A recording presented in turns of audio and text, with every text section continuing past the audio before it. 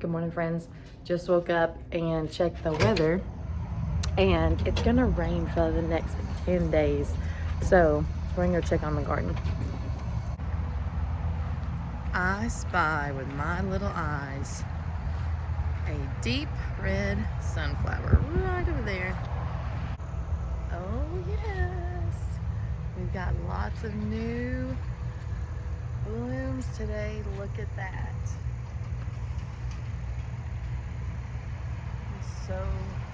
So pretty. We got one right over here also. All these sunflowers are just looking gorgeous today.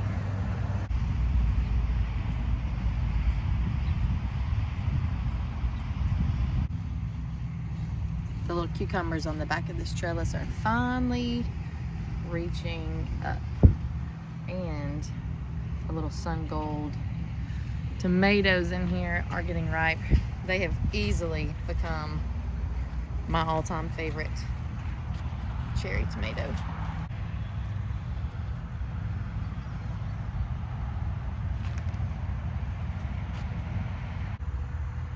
Well, this squash finally gave out. It's got a few more little buds on it that make you want to say, but promise, something can happen. But if you look at it, it's just looking terrible. It's past its prime, and actually, goodness gracious, there you are. A little squash vine borer right there.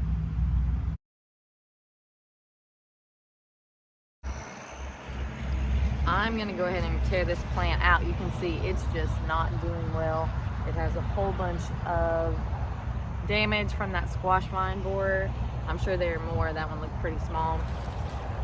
In South Louisiana, it's just something we know we deal with. Squash vine borers are terrible here. And my very first garden, I tried to grow a squash and zucchini plant because I was always told they're so prolific. I'd seen all these people harvesting tons and tons and tons of squash and zucchini, and I just didn't hardly get anything. I think I got one or two, and that was probably partially because of pollination issues. Look at that.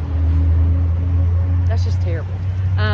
But after I learned to pollinate, this kept happening, and I kept having this really yucky looking stuff oozing out of my plant, and I could not figure out like what is going on. This is nasty, something's wrong with it, and it's just squash vine borer. So I planted these really early this year, hoping that the frost wasn't going to kill them, and they did really well. I got lots of patty pan squash off of them. These other squash in this bed right over here are actually pretty small, and they were transplanted a little bit later, and they have not done as well. I've only gotten one squash off of this one so far, and it's got a lot of damage. I can show you right here. I don't remember what this variety is. This might look familiar to you. It was my first year to plant it from seed, and I've harvested one squash so far. That's the second that's growing, but you can see there's already a ton of damage right here from a squash vine borer. I looked earlier and I didn't see it. It's probably in there somewhere. Someone had mentioned that you could cover this with dirt and that it might help to deter the borers. I've never tried that. If that's ever worked for you, definitely let me know, or let me know what you do that would be an organic gardening pest process. I'm also growing these tomatoes in this bed. I've got quite a few of them. I need to do a better job staking it, obviously. This cucumber is finally growing up this little trellis, but I don't really expect anything too crazy from it. It's this bed's first year, and I've been super impressed with the first squash that I got out of here. And there's only actually maybe 6 inches of soil in this bed. When I initially created this bed, this is a 2-stacked cinder block bed. I actually didn't have a ton of soil to put in it, but I had the cinder blocks laying around. I wanted to do something So my husband and I were cycling across the street, and we happened to notice someone had cut down a banana tree and put it on the side of the road for the recycling company to come pick up. So I asked if I could pick it up, went and picked it up, brought it back, and thought, man, now I've got to like rip all these banana trees apart. And we just so happened to own a martial arts gym, and it was a Tuesday, so there were tons of little jiu-jitsu ninjas and kickboxing ninjas around. And so I called a few boys over and I said, hey guys, I have these really big banana trees that I really need to rip up to go on this bed. Do you think you could help me? And unanimously, they all, yeah, and ran out, grabbed some banana trees, started ripping them apart, throwing them in. So we filled the whole bottom tier with the shreds of a banana tree. After that, we stacked 2 bags of leaves from our property. And then on top of that, there's about 6 inches of soil. And that's what comprises this bed. Whenever I initially filled it up, it was to the top almost. It was maybe like an inch below the top. And I'll show you what we've dropped so far. You can see that we're probably, I don't know, 4 or 5 inches below the top now. And I've been growing squash, tomatoes, and a couple cucumbers in there. See, this one is very small, kind of struggling to keep up. And then this one, I might harvest a few things off of before the squash vine borers get to it. Would y'all look at that? My husband's one melon is gonna hold out for him, so he gets one little watermelon.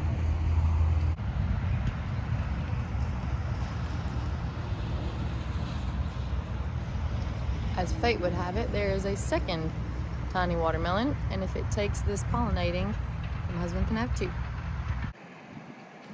Check that out. We harvested cucumbers 2 days ago, and all those little tiny cucumbers are now huge, so fast. All of these were about this size 2 days ago, and then we're about to have all the rain.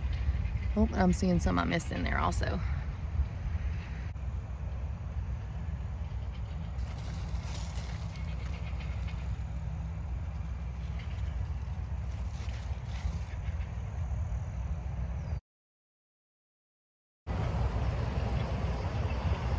Is there a such thing as over-pollination?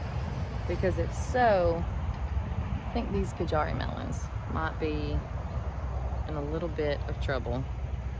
Finally got one little watermelon growing really well from my husband, and there's another tiny one coming on over there. And he made a comment the other day, may or may not be slightly truthful, and he said that I had less melons because I don't give them as much love. And truth be told, I don't love melons. I am much more a tart kind of gal, and definitely not as sweet. I have started acquiring a little bit of a taste for like sweet pickles. I used to hate sweet pickles, and I finally had a couple the other day that actually were pretty good.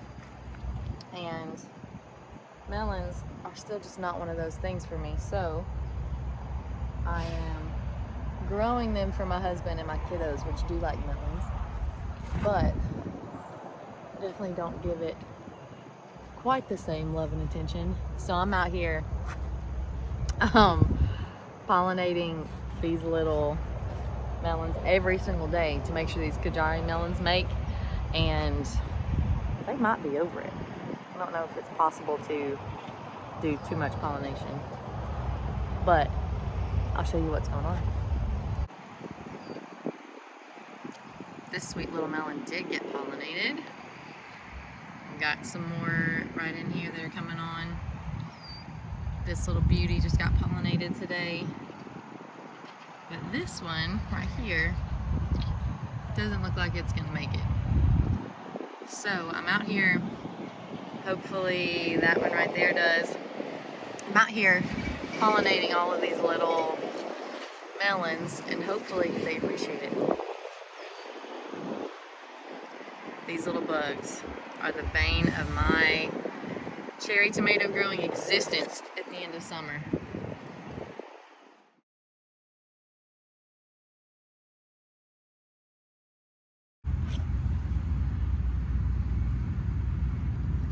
So my beloved Tromboncino Squash is doing so well. It's still putting off a ton of fruit on the ground out here. I wish I had gotten some type of taller trellising method, but I didn't. So I am hand pollinating these because I see lots of bees up there around the male flowers that are on the trellis, but I don't see many down here. And these flowers are kind of closed up being down here on the ground. So I am putting these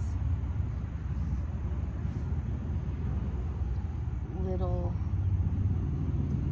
scoops of pollen into these flowers down here on the ground to make sure they get pollinated.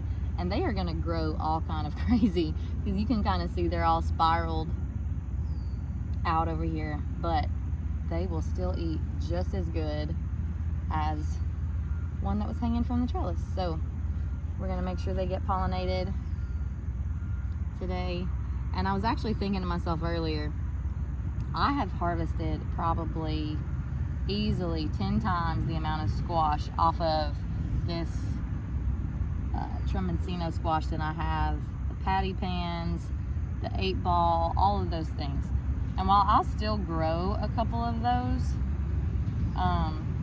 just for the beauty and the variety and kind of like a backup in case this thing just flops next year, this is probably going to be the main squash that I grow for like the production purposes of feeding our family, because it is incredible. It grows so much food on one single plant, and this is going to feed us for a very, very long time. We have got squash for days. So coming out here, the little male flower, pollinating these beauties. And hey baby, okay, my kiddos are up, so that's my cue. Y'all make it a great day, friends.